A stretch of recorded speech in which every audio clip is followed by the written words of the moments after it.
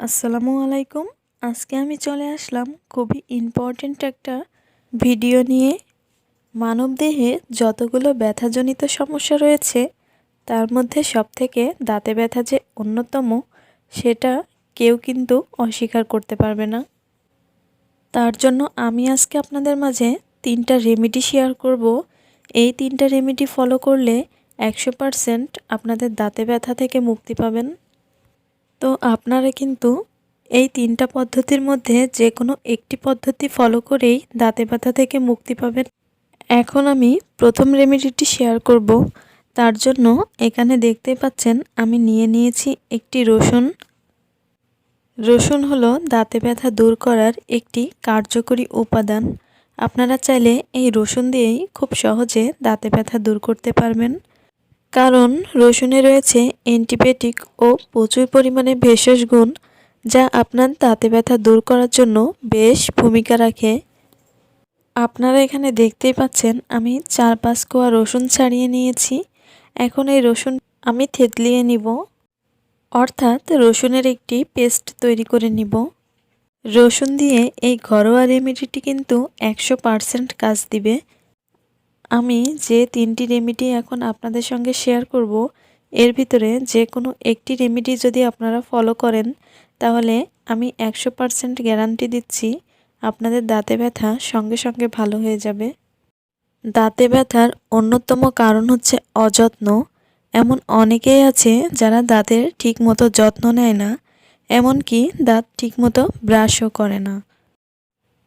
বন্ধুরা দেখতেই পাচ্ছেন এখানে রসুনগুলো আমি খুব ভালোভাবে পেস্ট করে নিয়েছি। আপনারা চাইলে আরও একটু ভালোভাবে পেস্ট করে নিতে পারেন, তো আমি এইভাবেই নিয়েছি।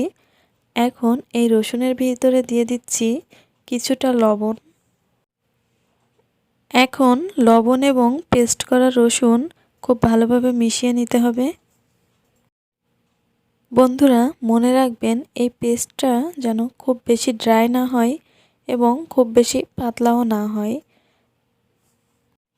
যদি আপনাদের কাছে মনে হয় এটি একটু ড্রাই হয়ে গেছে, সেই ক্ষেত্রে আপনারা একটু পানি অথবা নারকেল তেলও অ্যাড করতে পারেন। এই রসুনের পেস্টটি আপনারা দাঁতের ব্যথার স্থানে লাগিয়ে নেবেন, অথবা দাঁতে যদি কোনো গর্ত থাকে সেখানে লাগিয়ে দিবেন। দেখবেন এই ক্ষেত্রে আপনি অনেক ভালো একটি ফল পাবেন।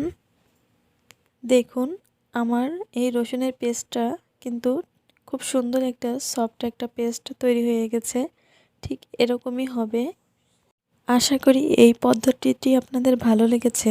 এখন চলে যাচ্ছি দ্বিতীয় পদ্ধতিতে। দেখুন আমি একটি বাটিতে সামান্য পরিমাণের মরিচের গুঁড়া নিয়েছি। আপনারা এখানে গোলমরিচের গুঁড়াটাও ব্যবহার করতে পারেন। এবার এর মধ্যে দিয়ে দিচ্ছি লবণ। এখন এই লবণ এবং মরিচের গুঁড়ো খুব ভালোভাবে মিশিয়ে নিতে হবে।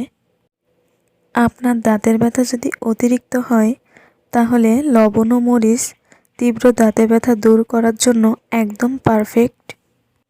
কারণ লবণে থাকা সোডিয়াম আপনার দাঁতে ব্যথার অনুভূতিকে একদম কমিয়ে দিবে, আর মরিচে থাকা ক্যালসিয়াম আপনার দাঁতের পেন কমিয়ে দিবে। তাই এই 2টা উপাদানই সেনসিটিভ দাঁতের জন্য বেশ উপকারী। এখন এই মিশ্রণটিতে সামান্য পরিমাণ পানি দিয়ে একটা পেস্ট বানিয়ে নিব। পানির পরিবর্তে আপনারা নারকেল তেল অথবা সরিষার তেলও ব্যবহার করতে পারেন। এখন খুব ভালোভাবে মিশিয়ে নিব। আপনার দাঁতের ব্যথা যদি অতিরিক্ত হয়ে থাকে, তাহলে আমি আপনাদের বলবো আপনারা এই রেমেডিটি ব্যবহার করবেন, কারণ এই রেমেডিটি 100% কার্যকরী। তবে 10 বছরের নিচে কোনো বাচ্চাদের ক্ষেত্রে না ব্যবহার করাটাই ভালো। আশা করি এই টিপসটি আপনাদের অবশ্যই কাজে দিবে। এখন শেয়ার করব তৃতীয় পদ্ধতিটা। তার জন্য দেখতেই পাচ্ছেন এখানে আমি নিয়ে নিয়েছি কয়েকটি লবঙ্গ। এই লবঙ্গ কিন্তু আমাদের দাঁতে ব্যথা কমাতে বেশ উপকারী। দাঁতে ব্যথার ক্ষেত্রে এই লবঙ্গ যুগ যুগ ধরেই কিন্তু ব্যবহার হয়ে আসছে। তাই দাঁতে ব্যথার জন্য এই লবঙ্গর কিন্তু কোনো জুড়ি নেই। এখন এই লবঙ্গগুলো আমি পেস্ট তৈরি করে নিব। আপনারা যদি চান তাহলে পাটায় বেটেও এই লবঙ্গর পেস্টটি তৈরি করে নিতে পারেন, অথবা আমার মতো এইভাবে সহজ উপায়েও লবঙ্গগুলো পেস্ট করে নিতে পারেন। তবে এই ক্ষেত্রে সময়টা একটু বেশিও লাগতে পারে। এখন লবঙ্গগুলো আমি খুব ভালোভাবে পেস্ট করে নিচ্ছি।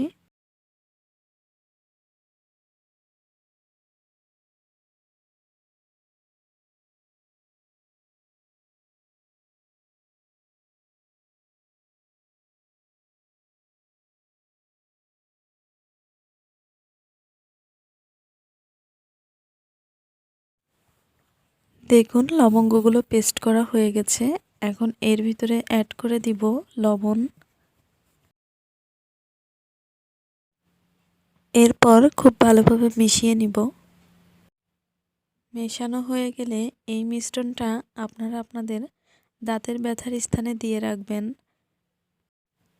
আশা করি এই পদ্ধতিটা ফলো করেও আপনারা 100% উপকৃত হবেন।